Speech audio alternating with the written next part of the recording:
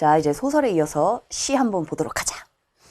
얘들아, 여기 현대시는 아마 너희가 가나다 중에 가장 좀 까다로웠을 것 같은 시. 가작품. 자, 일단 가작품은 근데 보기가 있습니다. 얘들아, 봐. 시야. 너희들 중에 이번 전체 세트에서 이 시가 또 어려웠던 학생들이 있어. 그죠? 쌤이 항상 뭐라고 했니? 총평에서도. 항상 중심은 나에게 두라고 했었지. 항상 공부의 중심 나에게 두고 내가 이 시를 해석하기 좀 어려웠다. 혹은 정확하게 뭘 말하는지 모르지만 어쨌든 문제는 다 맞췄다. 이건 지금 중요하지 않아. 왜냐? 이거 지금 구평이죠. 수능은 그래도 되지. 수능 어쨌든 맞히면 되거든. 근데 우리가 구평이라는 시험은 수능에 내가 어쨌든 맞히기 위해서 뭘 보완해 나가야지만 최대한 그 당일에 나의 점수의 최고를 얻을 것인가. 이게 있어야 되잖아. 그지? 자, 근데 일단 보세요. 너희가 가장 적극 활용했어야 되는 건 당연히 23번과 27번이야. 맞지? 자, 너희들 23번. 자, 보기 누구나 읽었을 거야. 쌤이 하나 질문해 볼게. 자, 가에 대한 이제 보기의 내용이 한 4줄 나와 있지? 간단히 볼까? 화자는 금강산에 가는 길에 만난 자연의 모습, 자신의 내면의 투영 형상화하고 있다. 자, 일단 핵심은 자연의 모습이 있고 이걸 자신의 내면에 투영하고 있대. 그죠? 자, 오케이. 이 내용 어렵지 않을 겁니다. 특히 우리 선지공 문학에서 하프 모의고사 첫 번째, 우리 첫 번째 작품에 거의 유명한, 여긴 박두진 시인이지만 우리 정지용 시인, 유명한 정지용 시인의 백록담. 이 작품이 똑같잖아. 다만 순서는 바뀌어 있었죠. 자신의 내면을 자연에 투영했다. 그죠? 여기는 지금 자연을 내면에 투영했다. 한마디로 외적인 자연과 내면이 서로 조응되고 있다라는 포인트. 아, 이것도 어떻게 보면 적중 아니겠니 또. 그죠? 자, 여기서 중요한 건 뭐냐면, 자, 자연의 모습을 자신의 내면에 투영하여 형상화하고 있다. 그럼 너희가 자연과 내면이 연결되어 있구나. 자, 특히 자연의 외적 모습을 바라보는데 그치지 않고 자신의 내면에 투영하고 있다고 하니까 주관적 대상으로 묘사하여 화자와 자연의 정서적 교감을 드러낸다. 라는 게 이제 가에 대한 4줄의 내용입니다. 쌤이 물어보고 싶은 건 이거야. 얘들아, 가작품 하자. 우리가 안 읽었지만. 자, 제목은 볼 수 있죠? 별, 금강산 시 3이야. 자, 여기 나와 있는 자연은 긍정일까, 부정일까? 긍정? 부정? 난 모를란다. 얘들아. 잘 대답했어? 긍정이죠. 이거 진짜 중요한 포인트야. 얘들아, 너희가 문제를 풀기 전에, 자, 문제를 풀기 전에 굉장히 출발선상이 다를 수 있다? 자, 여기 보면 자연이 내면에 투영된다는 거 어떻게 보면 이거는 자연에 대해서 가치 부여는 아직 없어요. 왜냐면 자연은 부정일 수도 있어.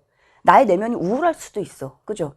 자, 근데 중요한 건 뭐냐면 화자와 자연과의 교감이란 단어잖아. 그러면 적어도 이 교감이라는 건 너희들 누구와? 긍정적 대상과 하겠죠. 여기 나와 있는 자연은 화자에게 교감의 대상이니까 긍정의 대상일 가능성이 굉장히 높다는 거야. 긍정의 대상이겠다라는 생각을 하고 들어갈 수 있다는 얘기지.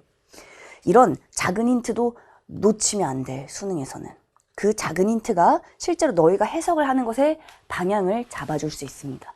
그럼 너희들은 보다 더 수월하게, 보다 더 힌트를 많이 활용하면서 작품 읽어나갈 수 있잖아. 이런 것들 챙겨가자고 얘들아. 정서적 교감에 난 밑줄. 중요한 포인트야. 아시겠죠?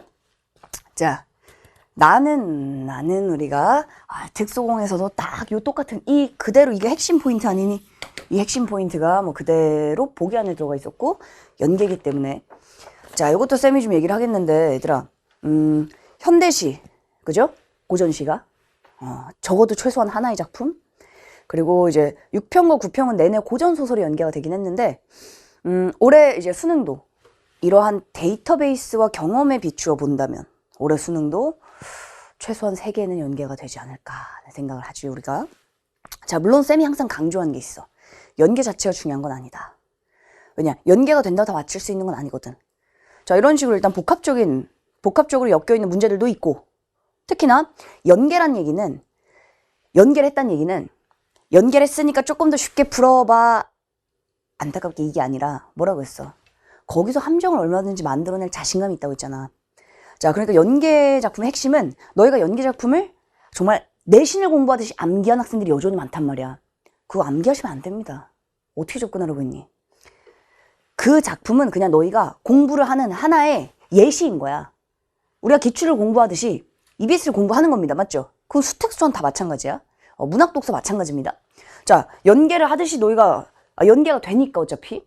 그 작품들 공부할 때도 그러니까 내신 공부하듯이 하는 것이 아니라 이런 작품은 수능에서 어떤 식으로 물어보지? 내가 이 작품을 처음 본다고 생각하고 언제나 해석을 해줘야지 이 작품을 너희가 내신을 공부하듯이 꼼꼼히 이걸 듣고 막 공부를 하고 막 이렇게 접근하더라고. 이렇게 접근하면요 절대 안 됩니다. 왜냐? 너희가 암기한 그 방향으로만 나오지 않을 수 있어. 그리고 오히려 너희가 암기한 그 시어의 의미 혹은 그 선택지, 그 설명에만 국한되면 말랑말랑 생각할 수 없습니다. 왜냐하면 수능은 결국은 이런 보기를 주지. 보기라는 게 기준이라고 했어. 이 기준은 시험 세트마다 다를 수 있어. 그러니까 너희가 더 중요한 건 이런 보기를 보고 지금 이 작품은 금강산에 대해서 자연을 화자의 내면에 투영했고 그러면 이제 우리가 중요하게 봐야 되는 건 뭐겠어? 가를 볼 때. 자연 확인해야지. 일단 화자가 보고 있는 자연이 뭔가 자연 봐주고 이것이 내면과 어떻게 연결되어 있나? 그리고 또 자연 봐주고 내면과 어떻게 연결되어 있나? 그리고 이 관계는 교감이니까 긍정의 관계겠구나라는 것까지 그렇게 알고 접근한다면 너희가 가작품 이거 완벽하게 무슨 말인지 정확히 몰라도 너희들 해석해낼 수 있습니다. 자, 나작품은 연계의 그 덕을 너희가 듬뿍 보긴 했겠지만 자, 쌤이 강조하고 싶은 건 이거야. 소설이든 시든 너희가 연계를 작품 중심으로 하는 것이 아니라 이 작품을 수능에 넣어서 공부해야 된다. 그래서 쌤이 이 작품들이 나왔었던 기출문제를 다 PDF로 해서 압축 파일로 올려놓은 거잖아. PDF 파일로 너희가 문제를 다 풀 수 있게끔 440 몇 문제 이렇게 됐었죠. 그렇게 이제 440 몇 페이지였나? 그렇게 많은 내용들을 올렸던 이유는 뭐냐면 그만큼 너희가 수능이라는 것에 익숙해져야 되기 때문이거든. 자, 그리고 보세요. 너희가 문학에서 시간을 세이브해야 된다는 건 잘 알고 있을 건데 문학에서 시간 세이브가 잘 안 되는 사람들이 있어. 오히려 문학에서 시간을 많이 소모해서 독서에서 시간을 제대로 쓰지 못하는 거야. 자, 이런 사람들 한번 얘들아 잘 생각해봐. 자, 이건 정말 너희가 앞으로 제한된 시간 동안 공부하는 과정에서 가장 신경 써줘야 되는 포인트인데 자, 우리 인간의 인지라는 거 있죠. 인간의 인식이라는 거. 인간의 인식이 어떤 과정으로 되어 있냐면 자, 아주 쉬운 예시로 너희가 릴리 베이비 때 양치하는 거 하잖아. 양치 배우지. 아주 아기 때는 엄마 아빠가 양치해주다가 어느 순간부터 너희가 양치를 해야 되는 시기가 와. 그지? 자, 그럴 때 이제 배웁니다. 엄마가 자, 치약 뚜껑 열어봐. 이 여는 것도 느려. 처음에는 손도 느려요. 애기들은. 열어. 그 다음에 여기다가 이렇게 쭉 짜. 그 다음에 엄마가 이 해봐. 위아래 닦아. 이렇게 하면 이렇게 하잖아. 그 엄마가 그래 야 안쪽까지 해야지. 그럼 느려 이게. 그러니까 처음에는 생각을 해.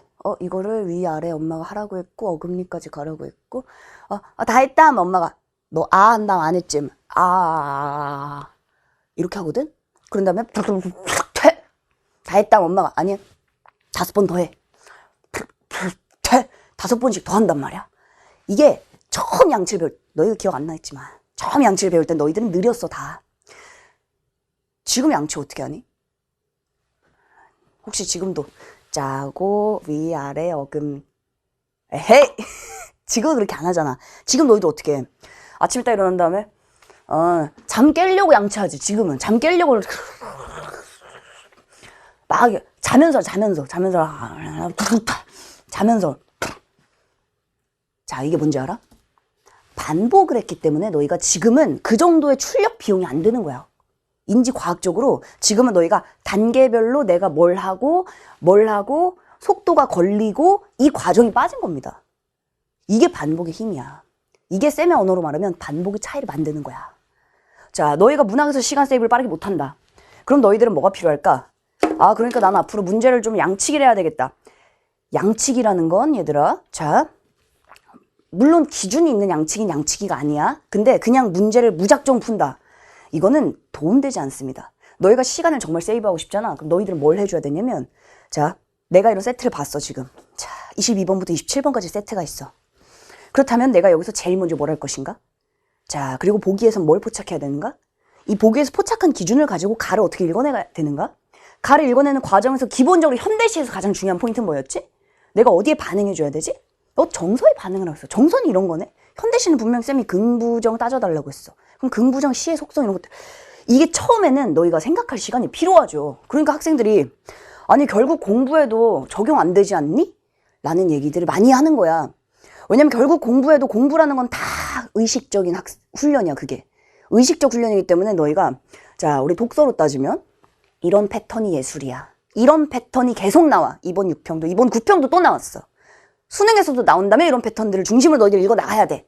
라는 기준이 명확히 있잖아. 그 기준이 있으니까 우리가 기출을 공부하는 거잖아. 근데 너희가 머릿속에 쌤, 들을 땐 알겠어요. 근데 적용이 안 돼요. 적용이 안 된다. 이걸 잘 생각해야 된다. 이거 그러니까 적용이 안 된다는 거 뭐냐면 열자마자 이게 바로 안 되는 거니까 평소에 하던 대로 그냥 읽고 그냥 풀게 되는 거잖아. 문학도 마찬가지야. 현대시. 현대시 긍부정의 속성을 따져줘야 돼. 긍부정 속성을 따지고 화자의 태도를 봐줘야 돼. 종교름을 체크해줘야 돼. 화자의 태도 가장 중요해. 라는 것을 너희가 반복하지 않으면 끊임없이 그거에 관해서 너희들은 한 단계 한 단계를 생각하면서 그 자리에서 문제를 풀어야 돼. 너희가 9평에 시간이 많이 걸렸다. 그 자리에서 문제를 풀어서 그런 겁니다. 그 자리에서 생각했기 때문에. 혹은 더하면 생각이 안 나 아예. 왜냐면 시험이라는 건 실전에서는 너희들 압박이 있잖아. 그럼 이 압박의 상황에서 내가 뭘 했어야 되지라는 시간 부족해요. 시간은 계속 틱톡틱톡 가고 있는데 독서도 풀어야 되는데 선택 과목에서 시간도 이미 많이 소모했는데 문학에서 무슨 생각을 해? 일단 풀어야지. 그러니까 체화하고 나발이고가 없는 거야. 자, 근데 그렇게 되면 정말 원하는 점수 받기는 당연히 어렵겠죠. 자, 쌤이 강조하고 싶은 건 이거야. 그래서 쌤, 제가 잘못했던 건가요? 막 그런 얘기 하고 싶은 것이 아니라 그렇다면 지금부터 너희가 뭘 해줘야 될까? 그 기준을 반복해야 되는 거야. 얘들아, 우리가 수능은 결국 논리적인 감으로 문제를 푼다란 얘기를 쌤은 본봄에서부터 했을 겁니다. 내가 본봄에서부터 이걸 강조한 이유가 있어. 매년 학생들이 똑같은 시행착오를 겪어요. 그래도 그나마 9평 정도가 되니까 이제 학생들이 처음에는 쌤이 말하는 게 뭔지 잘 몰랐는데 이제 9평 정도의 시기가 되고 나니 그래도 이제는 쌤이 뭘 강조했는지 이제 알 것 같습니다. 이제야 조금씩 보이기 시작합니다. 왜냐면요. 뭐든지 간에 얘들아 시간이 필요해. 시간이 필요합니다. 너희가 반복해줘야지만 그게 그 자리에서 바로 구현되는 거야. 자, 충분한 시간이 아직도 많이 남아있어. 9평부터 수능까지 얘들아 시간 충분합니다. 쌤이 과학적으로도 얘기했었잖아. 너희들 이미 많이 알고 있어. 너희들이 알고 있는 것들 이제는 정리하고 그 정리한 내용들을 그것을 끊임없이 반복해야 돼. 그리고 문제를 풀 때마다 의식해줘야 돼. 그러면 어느 순간 의식하지 않아도 그것이 내가 의식했을 때 떠올렸던 것보다 훨씬 더 빠르게 생각나기 시작합니다. 수능 날 그렇게 되면 되거든. 자, 그래서 쌤이 이것도 강조하고 싶은 거. 쌤, 저 문학에서 너무 시간 소모가 많아요. 시간을 세이브해서 독서를 풀 만한 시간이 안 됩니다. 자, 이런 학생들 다시금 얘기하지만 너희가 현대시에서 가장 중요한 현대시를 읽을 때 내가 뭘 봐야 되지? 라는 스텝을 정리하셔야 됩니다. 그 스텝을 정리해야 너희들이 뭘 반복할지 기준이 있잖아. 당연히 기준이 있다 얘들아. 현대시에서 중요한 포인트 뭐라고 했어? 적어도 긍부정 따져달라. 그죠? 왜? 결국 선택지는 시어들을 쪼개서 물어보니까. 고전시가 마찬가지. 어려운 시일수록 더 마찬가지야. 어려운 시면 너희들이 오히려 이거를 다 읽어내려 생각하면 그냥 통으로 읽은 다음에 뭔 말이지? 퉁쳐버려 그냥. 내용이 어려우니까. 그럴수록 잠깐만. 적어도 화자는 이건 좋다고 하네. 화자가 이건 좀 싫다고 하네? 얘랑 얘가 대비되네? 이런 긍부정의 키워드들을 따져준다면요. 적어도 선택지가 물어보는 것들의 5개 중에 4개는 해결할 수 있습니다. 전체가 무슨 말하는지 당최 모르겠어도. 왜냐면 실제로 어려운 난해한 시들이 있잖아. 상징성을 듬뿍 담고 있는 시들, 관념 시들, 이런 시들이 있어요. 자, 일제강점기의 생명파의 시인들의 시. 어렵거든. 그죠? 현대시, 난해한 주제를 담고 있는 게 얼마나 많아. 하지만 그럴 때도 자, 2번째가 있잖아. 보기가 있잖아. 그럼 너희들은 보기의 기준을 적용해 나가면서 문제를 풀어야 된다는 절반의 힌트를 가지고 출발할 수 있잖니. 그런 걸 근데 적극 활용하는 것도 훈련해봐야지만 아는 거야. 자, 너희가 여기 나와 있는 기준. 자연과 지금 화자의 내면이 이렇게 투영됐구나. 교감하고 있구나. 가로 가볼까? 그리고 모든 걸 잊어버리고 아득히 내 첩첩한. 안 된다는 거지. 이거는 너희가 적용 연습하지 않았기 때문이고 쌤 적용한 거 너무 오래 걸려요 라는 것은 반복하지 않았기 때문이고 자, 얘를 반복해야 돼. 반복하면 나중에는 자면서도 양치합니다. 알았죠? 아기 때 그 양치 너희가 매일매일 했으니까 지금 할 수 있지. 그 양치도 5살 때 한 번 하고 7살 때 한 번, 10살 때 한 번 한다 생각해봐. 내내 느려요. 그치? 내내 생각해야 돼. 생각 안 나지. 그죠? 그러니까 평소에 너희가 의식적으로 반복하는 게 얼마나 중요하다는 거야. 그럼 보세요. 얘들아, 가지만 어떻게 읽었어야 될까? 가. 자, 이것도 그러면은 가져와야지. 자, 자연과 내면이 조응한다면서, 자연의 모습을 내면에 투영한다면서, 이 둘은 교감하는 것이고, 그럼 읽으면서 자, 일단 1년. 아득히 첩첩한 산길, 자연이네. 아, 이건 자연이야. 인기척 끊기고 짐승도 없는 한낱 그 희한한 골길, 다 자연이고요. 자, 일단 자연의 분위기는 오지? 자연의 분위기 느껴지지? 굉장히 뭔가 적막하고 짐승도 없고 그런 길을 아득히 나는 이제 내가 나오는 거야. 자연 나왔고요. 이제 나의 내면 나옵니다. 나는 생각에 잠겨서 왔더니라. 1년은 철저히 자연과 내면이 연결되고 있는 게 지금 1년이야. 그죠? 이런 자연의 이러한 길을 나는 아득히 먼 곳에서 생각이 잠겨서 왔더니라. 그대로 자연과 내가 연결되어 있죠? 이게 1년입니다. 자, 그럼 2년 가보면 백화앙상한 사이를, 자, 역시 자연이야. 백화앙상한 사이를 나는 백화같이 불리우며 물소리에 흰 돌 되어. 자, 누가 흰 돌 된 거지? 나죠. 나를 비유하고 있는 거죠. 자, 나는 총총히 외로움도 잊고 왔더니라.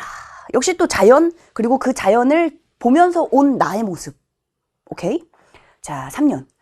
살다가 오래어 삭은 장목들 흰팔 벌리고 서 있고. 지금 뭐 하고 있냐면 금강산 아니겠어요, 여기가? 금강산의 모습 보고 있는 거죠. 자연의 모습. 자, 풍설에 깎여 날선 봉우리 훌훌 흰 구름 날려 섰더니라. 자, 쏴 쉬지 않고 부는 물소리, 아는 바람소리, 이게 쏴 이 소리지. 자, 9월 자, 고운 낙엽, 얘들아 이런 것들. 9월 고운 낙엽. 이거 쌤이 고전시 갈 때도 굉장히 많이 강조하는데, 자, 항상 우리 시에서 많이 물어보는 것 중 하나, 계절적 배경을 보여주는 표지 많이 물어봅니다. 지금 얘는 뭐 대놓고 써있지. 9월이고 낙엽이니까 가을인데 딱 지금이네. 근데 고전 시가는 너희가 정말 그거 주목할 수 있어야 돼. 쌤이 이제 잠시 후에 고전 시가의 포인트 잡아줄 거거든.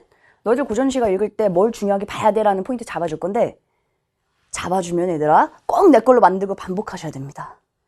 쌤이 잡아준 포인트가 1번부터 50번까지 막 이렇게 폭력적인 리스트를 내가 주지 않아. 많아야 5개, 6개 이 정도밖에 안 된다. 그걸 하는 것은 나의 몫이다. 학생들이 그런 질문 많이 해. 왜냐면 이제 학생들이 이런 생각이 드는 거야. 지금까지 공부를 했는데 이게 좀 체화가 안 되고, 그리고 이제 꽤 많은 공부들이, 꽤 많은 학습들이 그냥 내용을 알려주고 끝나는 데서 그치기 때문에 뭔가 다음번에 적용할 만한 기준이 많지 않은 거야. 그러니까 학생들이 지금 9평이 지났지만 지금 이 시기도 굉장히 많은 그 니즈가 뭐가 있냐면, 쌤 뭘 하라고 기준만 알려주시면 뭐든 하겠다. 그걸 끊임없이 반복해서 반드시 점수 만들고 싶다. 뭘 해야 될지만 알려주세요라는 얘기를 많이 합니다. 쌤이 강의에서 가장 강조하는 거, 너희들이 뭘 해야 될지 알려주는 게 쌤이 가장 많이 강조하는 것 중 하나야. 알고 있을 거야. 쌤의 강의를 들은 학생들은 쌤이 이러한 내용들 설명 내가 많이 안 한다는 거 알고 있을 거야. 왜냐? 이런 내용을 알려주는 건 의미가 많지 않아요. 너희들이 이미 고1, 고2 거치면서 내신에서도 뭐 문학작품들 기출에서도 많이 다뤄왔거든. EBS에서도 우리가 몇백 개의 작품 다뤘잖아. 그죠?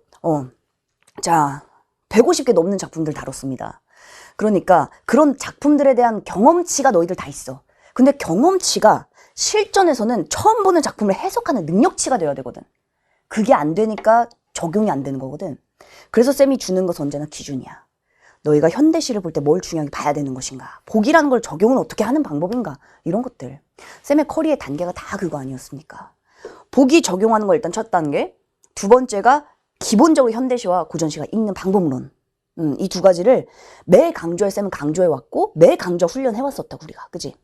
근데 쌤이 9평 직전에 말했었잖아. 정리해야 된다고. 너희들 머릿속에 잔뜩 정보가 섞여 있어. 막 흩어져 있어. 흩어져 있는 정보들을 꺼내올 수 있어야지. 그러기 위해선 정리는 반드시 필요하다. 아시겠죠?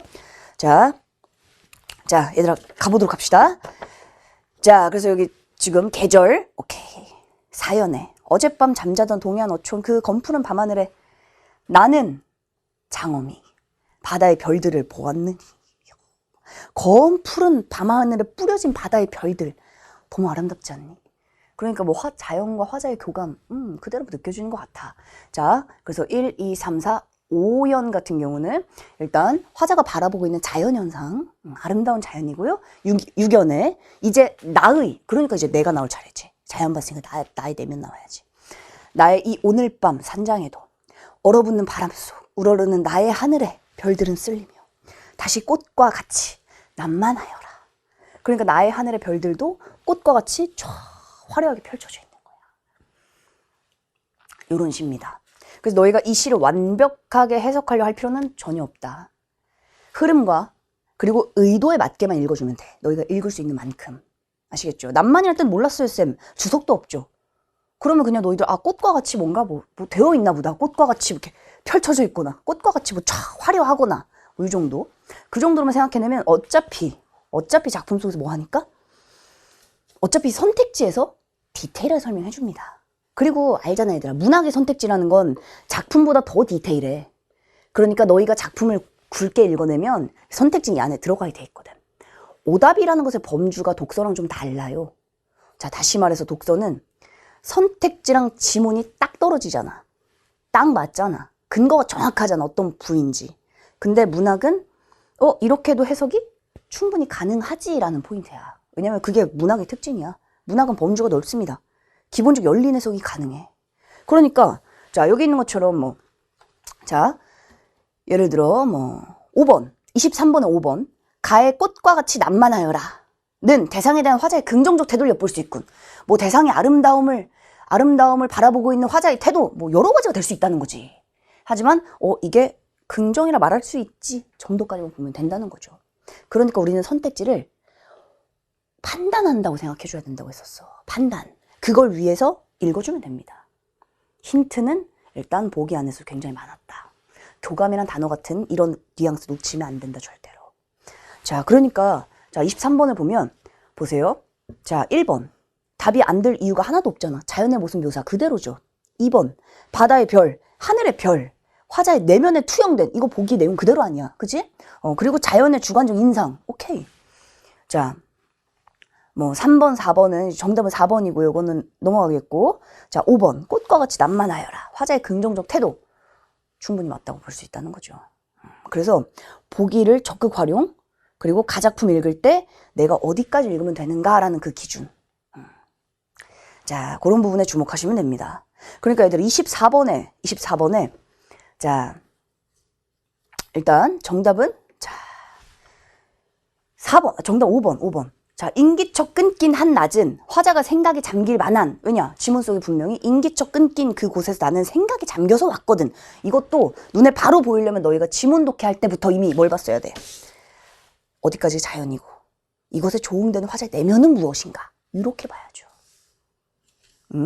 그러니까 언제나 그걸 잊으면 안 돼. 여기 있는 모든 문제와 선택지들은 다 의도에 맞게 세팅되어 있다는 걸 잊으시면 안 됩니다.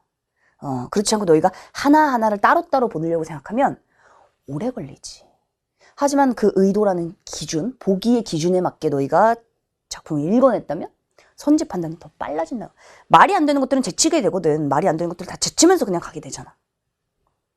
그지?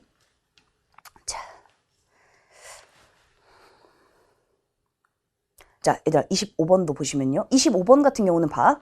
이런 문제를 너희가 처음에 빠르게 문제 훑어야 되는 이유는 일단 22번 공통점. 자, 23번. 22번 같은 내용 틀릴 수 있어 너희가. 자, 이걸 틀린 사람들은 어디에 뭐 해줘야 돼? 이걸 틀린 사람들은 시랑은 아무 관계 없습니다. 너희들은 여기 있는 문학 개념을 하나씩 다시 정리해줘야 돼. 내가 영탄적 어조가 뭔지 몰랐구나. 응? 회상이 뭔지 몰랐고 내가 빗대어 표현하는 게 뭔지 몰랐구나. 이런 것들 봐주시면 됩니다.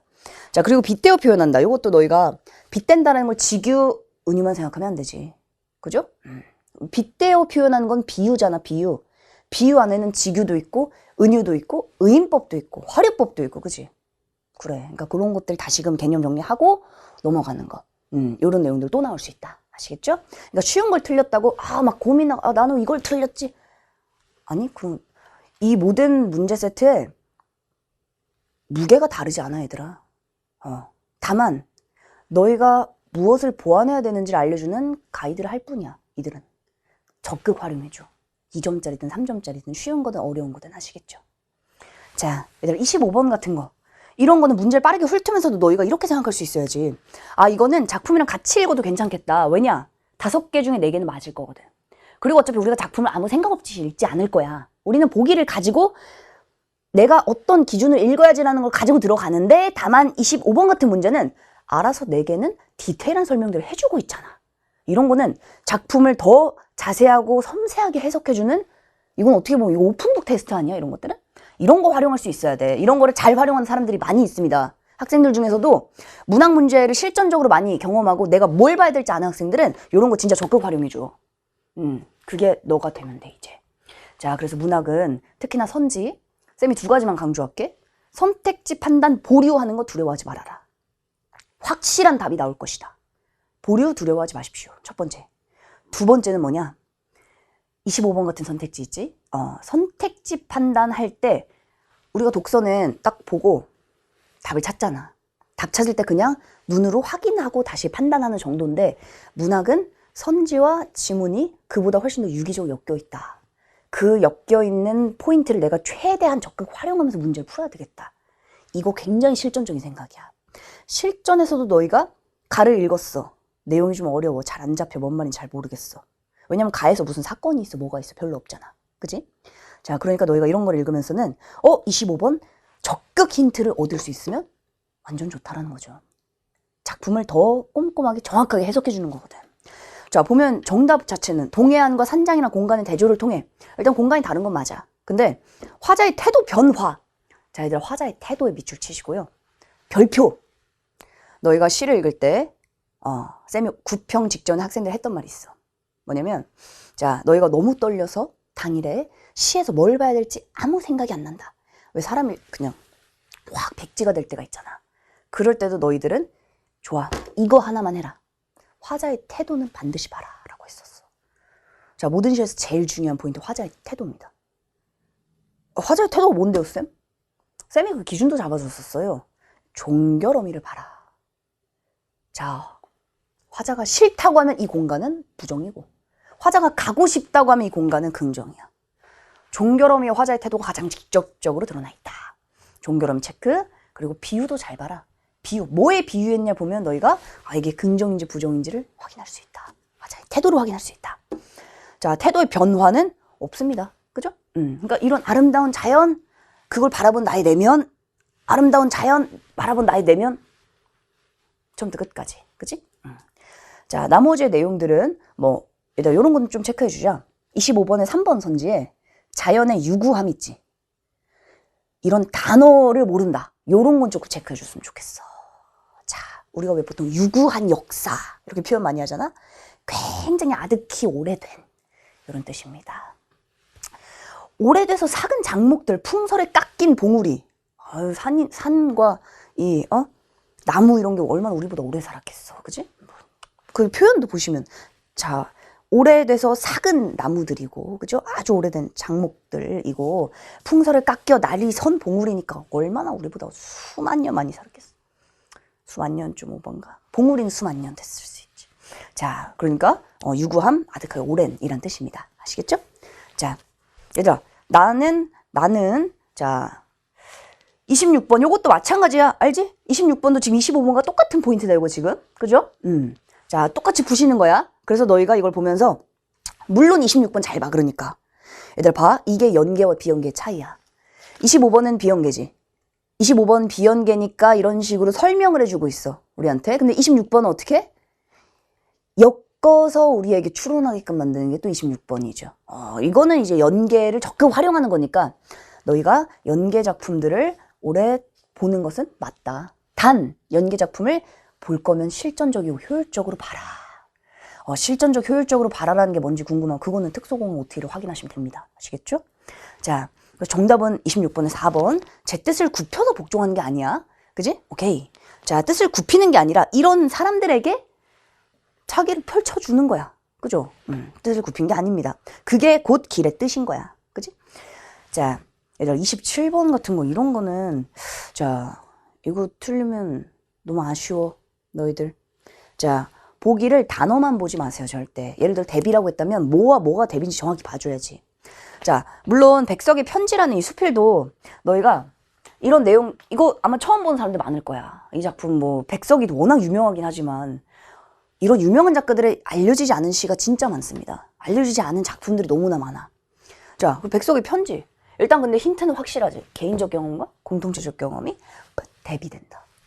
개인적 경험은 슬픔이고 공동체의 경험은 즐거움이다. 그지? 유쾌함이다. 그럼 어떻게 읽어야 돼? 달을 읽을 때 뭐가 개인적이지? 개인적인 게 나왔다면 그건 슬픔일 거고요. 슬픔이 나왔다면 그건 개인적일 거야. 공동체가 나왔어? 그렇다면 유쾌함이 나올 거야. 유쾌한 분위기라면 그건 공동체 이야기일 거야. 얼마나 많은 힌트가 있습니까? 거기다가 이분법적으로 딱 구분이 아주 정확히 가능해. 그지? 다는. 그리고 그건 읽지 않을 거고요. 너희가 달을 어떻게 봤어야 되는지에 대한 기준은 굉장히 명확하다는 거야. 그걸 연습해줘야 되는 거야. 그리고 27번은 정답 선지 보면 얘들아 3번. 육보름에 대한 당신과 글쓴이의 경험이 아니라 이거는 보기만 봐도 벌써 틀렸잖아. 글쓴이와 공동체 대비지. 이거 당신과 아니거든요. 그지? 그래, 그러니까 경험을 대비한 것, 삶의 양면성 X! 자, 보기랑도 이미 다르다. 그 나머지 내용들도 함정이 없기 때문에 자, 현대시는 너희가 다시금 아까 쌤이 말한 걸 일단은 좀 정리해 준다면 자, 스텝 첫 번째 보기를 통해 작품을 어떻게 읽어야 되는지 기준을 확인하고 확인하는 것이 끝나면 안 되고 이것을 그대로 작품 읽을 때 적용한다. 자연 찾고 내면 찾아야지 교감인지 봐야지 이런 거. 개인 찾고 공동체 찾고 슬픔과 유쾌함 봐야지 이거. 적용이라고 생각해야 돼. 적용. 알았지? 자, 그리고 문항 훑어보셔야 됩니다. 문항.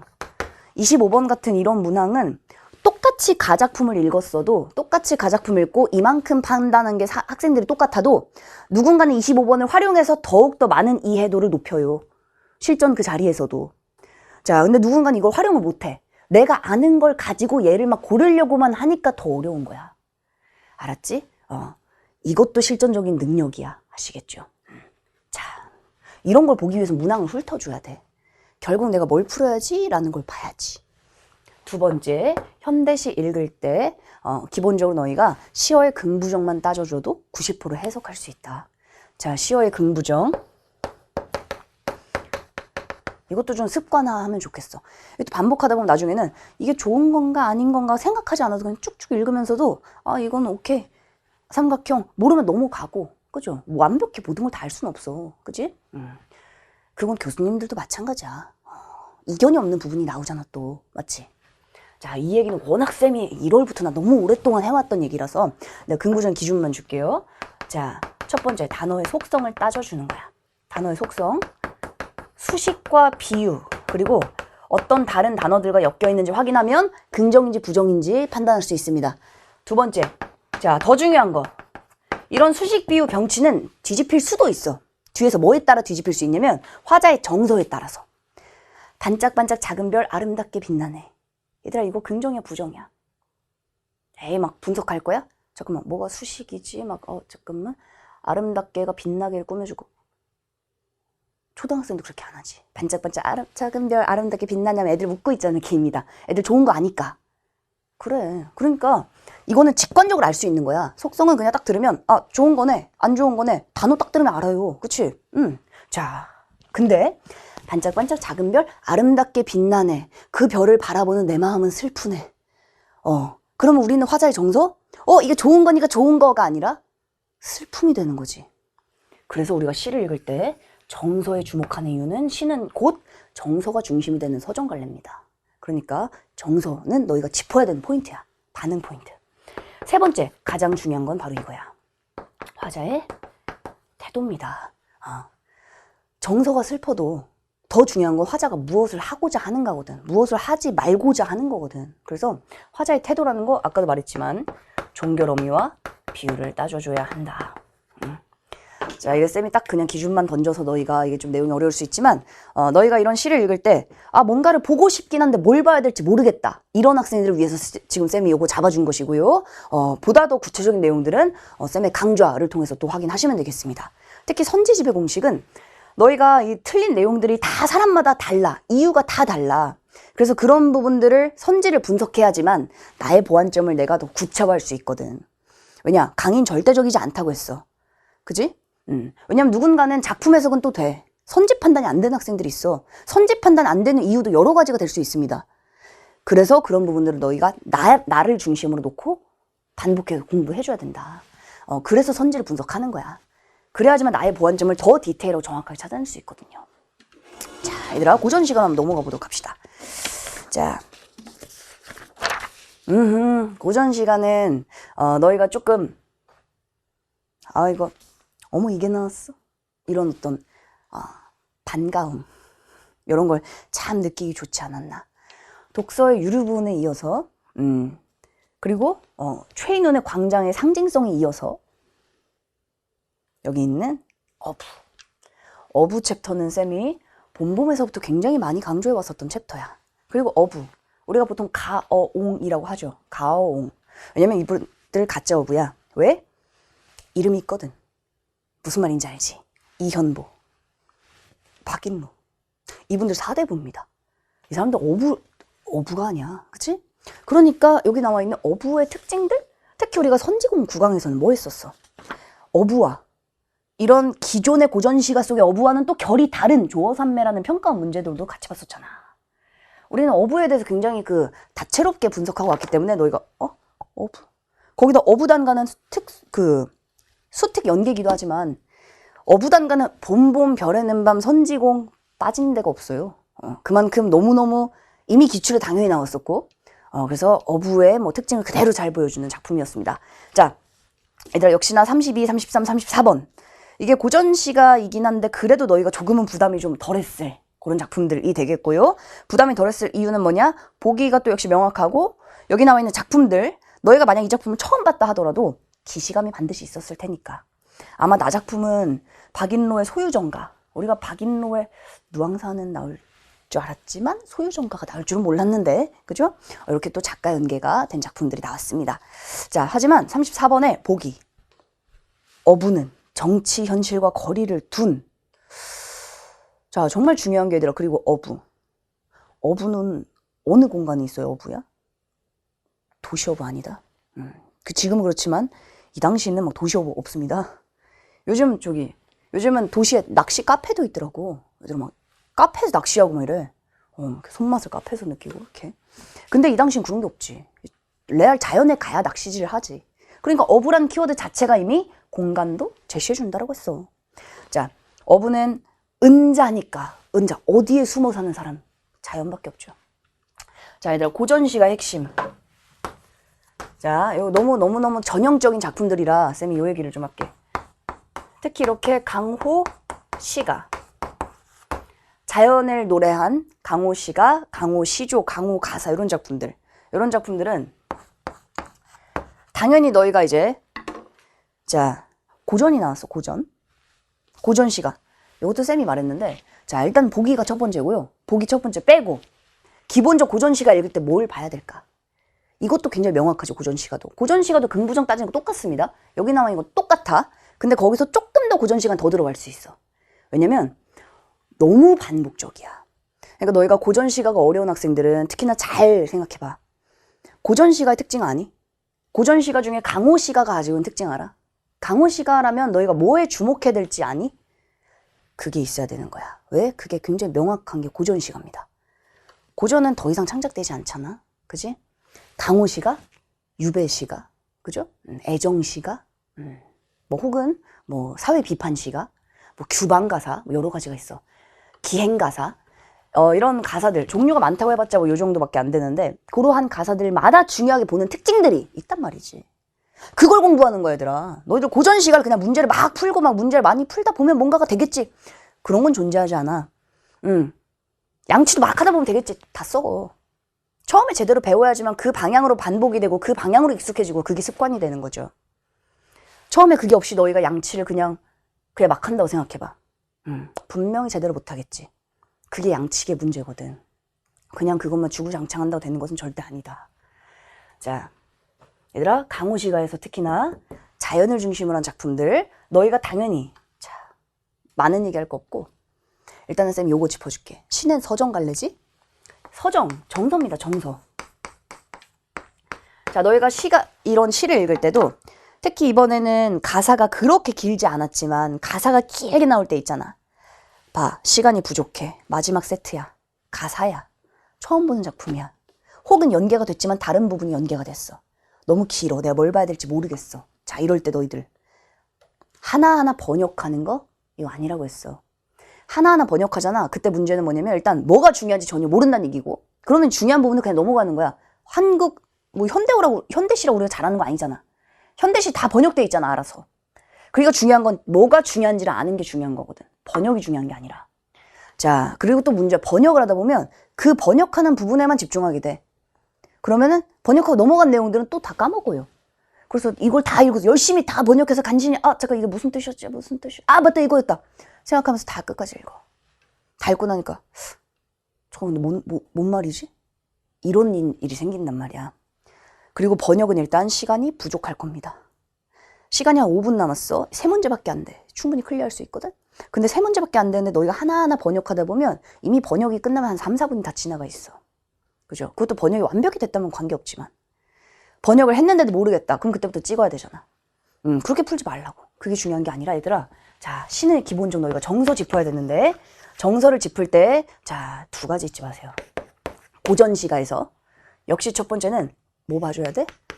자, 종결어미를 봐줘야 되는데 요거는 이제 현대시랑 조금 다른 차이가 뭐냐면 고전시가 같은 경우는 우리가 이제 수능에 많이 나오는 작품들 수능의 70% 이상이 다 뭐냐면 사대부가 자연 속에서 창작한 국문시가입니다. 국문시가라는 얘기는 적어도 한 조선 세종대왕 때 지나야지. 그치? 조선 전기가 좀 지나가야 돼. 그 정도가 지금까지 수능에 제일 많이 나왔어.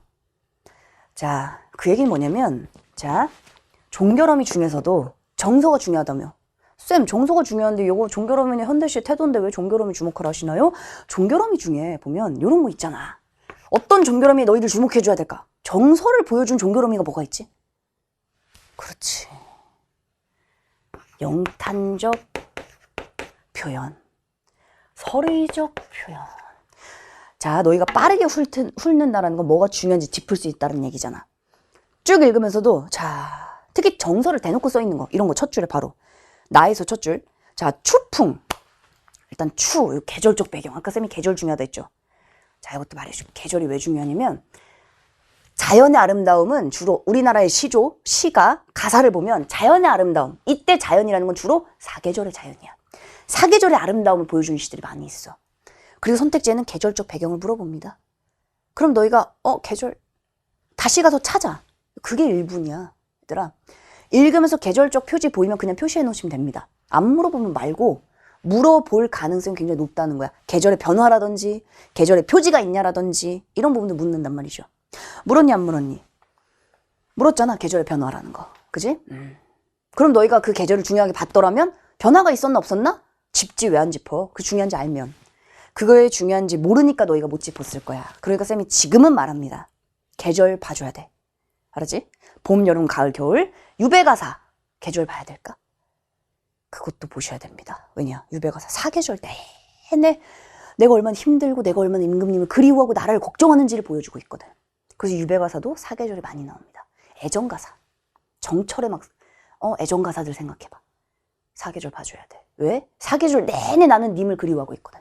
송미인고, 삼인고 이런 작품들 보면 난 봄에도 님 생각, 여름에도 님 생각, 가을에도 님 생각, 겨울이 되니까 저 햇빛을 님한테 쭉 보내고 싶다. 사계절 내내 님 생각. 그러니까 계절을 많이 물을 수밖에 없다는 거야. 작품들이 그런 내용들이 많이 나오니까. 자, 다시. 그래서 종결어미 그냥 체크만 하면 안 되지. 읽으면서 자, 뭐뭐 보이도다. 잠깐만 정서는? 뭐 대놓고 반갑다 써있으니까 반가움. 뭐 기쁨 긍정이야. 그죠? 자, 쭉 읽다 보니까 어딨니? 저기 비 바로 위에 2줄 위에 희황천지를 오늘 다시 보는구나. 영탄적 표현. 자, 그럼 너희가 보면서 영탄이네? 이것도 처음에 시간이 필요하다니까. 일단 영탄이 뭔지 모른다. 아하, 이거 진짜 시간 필요하죠. 근데 몇 개 안 돼. 외워주면 돼. 뭐뭐구나, 뭐뭐노라, 뭐뭐도다, 알아, 어라. 들었어? 그거 적어주면 돼. 그 영탄적 표현 주목해 주시면 돼. 처음에는 이게 영탄적 표현이네 생각해야 돼. 그리고 나서 잠깐만 영탄적 표현만 보면 안 되지. 영탄을 보는 이유가 뭔데? 정서 보려고 하는 거잖아. 그러면 영탄이 보이면 정서를 체크해 주는 거지. 그리고 나서 넘어가야지. 이제 다음 걸로 쭉쭉쭉 넘어가야지. 이 표현이 굉장히 많이 나올 거야. 고전 시가를 보면. 왜냐? 정서를 말하고 싶어서 그 시를 쓴 거야. 많이 나옵니다. 처음에는 그런 시행착오 필요하지만 나중에는 어때? 그냥 쭉 읽어도 내가 뭐에 주목해야 될지 알아. 아, 반갑네. 지금 만족하고 있고 역시 만족하고 있고. 왜냐? 많이 나오지만 정서는 거의 유사할 거거든. 맥락이 변하지 않는 이상. 중간에 맥락이 변했다. 걔는 무조건 출제 포인트가 되겠죠, 그러면. 그러니까 너희가 봐야 될 게 엄청나게 대단하고 많다, 이게 아니라는 거지. 자, 그래서 이제 일단 쌤이 이거 해설 강의인 건데 여기다 무슨 거의 파이널 강좌처럼 내가 지금 모든 걸 지금 다 얘기하고 있다, 얘들아. 자, 그만큼 중요한 포인트가 많은 거야. 자, 두 번째. 종결어미 주목. 특히 고전 시간은 얘들아, 정서 자체가 이미 얘랑 엮여 있는 경우가 많습니다. 공간. 자연이면 만족, 흥취. 자연 욕하는 거 거의 못 봤잖아. 그지? 자, 속세? 보통은 자연과 대비되는 공간이니까 보통은 화자가 부정적 생각하는 공간인데 이들이 사대부라는 것도 놓치면 안 된다. 이들은 사대부이기 때문에 사대부의 목적, 요것도 이미 평가원에 나왔습니다. 이거 지금 쌤이 1년 동안 가르쳤던 내용들이 여기다 다 우겨넣느라고 내용이 좀 많은데, 자, 사대부는 원래 뭐 하는 사람들이야? 사대부. 이 당 조선시대 애기들 태어나면 뭐해? 하늘천 따지 거물현 누르왕 그거 하잖아. 2살부터 막 애들, 그치? 막 발음도 잘 안 돼. 하늘천 막, 그지? 왜 그런 거야? 그분들은 그걸 위해 태어났다고 생각하셨거든. 이거는 내 생각이 아니라 이미 평가원에 보기에 사대부가 누군지가 출제가 됐습니다. 자, 그때 사대부에 대한 특징을 보면 이들은 태평성대 구현을 위해 임금 옆에서 일하는 사람들이야. 그러니까 이들에게 임금이라는 게 절대적일 수밖에 없고, 이들이 아무리 자연에 있어도 끊임없이 나라를 생각하고 임금을 걱정하고 그 고질병을 못 버리는 이유는 이들이 사대부이기 때문에. 어부단가가 정말 많이 출제된 이유는 뭐냐면 자연 속의 흥취를 잘 보여주면서 동시에 사대부로서의 책무도 잘 보여주고 있거든. 윤선도의 만흥도 마찬가지고요. 왜냐? 윤선도의 만흥, 쌤, 윤선도 만흥은 그냥 속세와 거리를 두고 자연 속에서 긍정하는 거 아닌가요? 자, 육수를 보면 임금 생각합니다. 일수의 띠집 있잖아, 띠집. 기억하니? 일단 워낙 유명한 게 만흥이니까. 자, 띠집이라는 거. 쌤, 이거 자연 속에서 소박한 집 아닌가요? 초가집? 기출을 공부했다며, 얘들아. 기출에서 띠집에 대해서 보기가 뭐라 나왔었는 줄 알아? 띠집은 양가적 의미가 있다고 나왔었어. 하나는 자연 속 소박한 생활이지만 하나는 속세에 자신의 책무를 버릴 수 없게 하는 하나의 그 나를 올가면 족쇄가 될 수 있다라는 게 평가원에 나왔습니다. 그러니까 너희가 외우면 안 된다는 거야, 그런 걸. 아시겠죠? 보기에 뭐라 써있냐에 따라 너희들은 해석의 방향이 달라질 수 있어야 돼. 그 말랑말랑 사고가 필요해, 수능은. 수능은 암기 과목이 아니기 때문에, 국어가. 너희들 잘할 수 있어. 다시금, 자, 시간 걸릴 수 있다. 이걸 중심으로 내가 뭘 봐야 될지의 기준을 머리에 반드시 넣어야 된다. 그 기준 없이 뭘 무한정 반복해도 의미가 없습니다. 그게 가장 안타까운 거거든. 학생들이 진짜 열심히 공부해. 잠도 안 자고 얼마나 너희들 힘들게 공부하니. 그치? 그럼에도 점수가 쉽사리 안 나오는 건 너희가 진짜 뭘 어떻게 봐야 될지에 대한 기준이 없을 수 있기 때문이야. 그래서 그 기준들을 쌤은 해설 강의든 쌤의 강좌 컬이든 어디서든 나는 많이 주고 싶어. 그래서 그런 내용을 봤다면 반드시 내 걸로 만들길 바래. 알았죠? 자, 그럼 얘들아, 다시. 자, 나도 우리가 힌트를 다 얻고 들어가지. 간엔 어부와 관련된 상황의 일부를 초점화, 일부를 이렇게 초점 맞췄다는 얘기죠, 이렇게. 자, 나는 여러 상황, 흥취 있는 어부. 이것도 안 봐도 어떤 내용인지는 알겠습니다. 그래도 읽어야죠. 그치? 자, 왜냐면 여러 상황이 뭔지만 보면 돼. 그러면 이제 너희들 상황 중심 따라가 주시면 됩니다. 이때 상황이라는 건 주로 자연 물을 따라가면 돼. 왜냐? 자, 강호 가사가 길어. 강호 가사 핵심은, 자, 얘들아, 이게 훨씬 더 중요해. 쌤, 32번, 34번 풀려고 왔는데. 아니야. 이게 훨씬 더 중요해, 얘들아. 자, 강호 가사, 강호 시조에서, 자, 자연에 대해서. 너희가 딱 시가 있어. 자연에 대해서 흥취를 느낀다. 다 알아. 근데 시를 봐. 막상 본 다음 문제가 물어보면 내가 시를 읽긴 읽었는데 자연이 좋다는 얘기긴 한데 내가 뭘 봤지? 이게 왜 안 되냐면 자연의 범주가 너무 넓어요. 바위도 자연이야, 봉우리도 자연이야, 지나가는 갈매기도 자연이야, 갈대도 자연이야, 꽃도 자연이야, 다 자연이야. 자, 이 얘기는 뭐냐? 선택지는 결국 이렇게 물어봐. 자, 화자는 폭포수에 화자는 폭포를 바라보면서 폭포의 아름다움을 어디에 비유하고 있다. 혹은 화자는 비유를 통해 음성상징어를 통해 폭포의 아름다움을 표현하고 있다. 그럼 너희가 잠깐만 폭포가 어디 있었지? 그때 막 들어가서 폭포를 막 찾아. 안 돼. 그래서 얘들아 자연을 중심으로 쓴 긴 작품들 있죠. 시조는 그나마 끊어져 있으니까 괜찮지만 긴 작품들 볼 땐 자연물을 따라가 줘야 돼. 지금 바람 즐기고 있네. 자, 갈대꽃 뿌리는 걸 바라보고 있네. 술을 마시고 있고, 그리고 이제 자 중간에 비의 두 줄 위에 희왕천지를 오늘 다시 보는구나 하니까 역시 만족이네. 편하게 따라가 보자. 뱃노래. 그러니까 배 타고 있어. 추월. 자, 계절 보이지? 추풍 추월이니까 지금 가을이고 물어볼 수 있다는 거. 자, 그리고 반쯤 취해서 배 위에서 달을 보고 있고 아름답고 자 경관 넘치도록 보이도다. 아름다움과 만족감, 흥취죠. 자, 그 밑으로 쭉 내려가면은 자 아이야 다 들어라. 뛰어가자. 푸른 물풀 위로 강풍 그러니까 배 타고 있는 모습과 앞산이 뒷산처럼 보인다라는 거. 본래 앞산이었는데 이게 뒷산이 됐으니까 배가 슉 빠르게 간 거지. 그래서 배 타고 연잎에 뭐 신선된 듯 흥에 미치겠는가. 흥취를 느끼고 있구나. 끝. 이 정도를 읽어주시면 나머지는 알아서 선택지가 자세하게 써놨을 것이다. 얘들아 32번에 4번. 명령형 어미를 사용하여 아이가 해야 할 행동을 제시함으로써 자 아이가 해야 할 행동 다 들어라. 가자. 그치? 자 자연 경물에 대한 인식의 변화. 아니 이런 거는 그럼 답이 완전 틀렸으니까 인식 변화가 아니라 그죠? 그냥 가자고 하고 있잖아. 뭐 생각을 바꿔라가 아니죠. 그러니까 답 자체는 굉장히 쉽다고. 34번도 자 이번에 추풍, 뱃놀이, 흥취를 북돋운 자연현상. 강풍은 흥취의 대상을 강에서 산으로. 이것도 왜 냈는지는 알아. 자 그래서 너희가 읽을 때 자연물 중심을 잘 봐야 되는 게 이게 강에서 즐겁다가 산에서 즐거운 게 아니거든. 흥취의 대상이 강에서 산으로 바뀐 게 아니라 배를 타고 가면서 산이 작게 보일 정도로 배 타는 게 좋아. 처음부터 끝까지 계속 배 타는 얘기밖에 없어요. 그죠? 자 그러니까 강에서 산으로 옮겨간다. 산이란 단어만 보고 만드는 게 함정들인 거야 언제나. 알았죠? 자 그래서 정답은 2번입니다. 자 그래서 현대시든 고전시가든 다시금 얘들아 시든 소설이든 마찬가지. 물론 쌤이 해설강에서 내가 모든 얘기를 하고 싶은 걸 다 할 물리적인 시간은 좀 불가능했으나 그럼에도 너희가 그런 기준이 흔들렸던 사람들 혹은 기준을 알고 공부해 왔지만 적용을 많이 못했던 너희들을 위해서 너희가 뭘 해야 될지 그것만 하면 너희들 수능 때는 훨씬 좋은 점수 반드시 받을 수 있어. 알았죠? 자 내가 뭘 해야 되는지 정리하시고 자 그 부분이 막연하다면 질문하시고 자 그 부분을 공고히 만들어 가면서 문제를 많이 풀어줘야 돼. 아시겠죠? 문제를 많이 푸는 것보다 더 중요한 건 그 기준이 있냐 없냐야. 양치 많이 하자 얘들아. 아시겠죠? 오케이. 화이팅. 고생했어.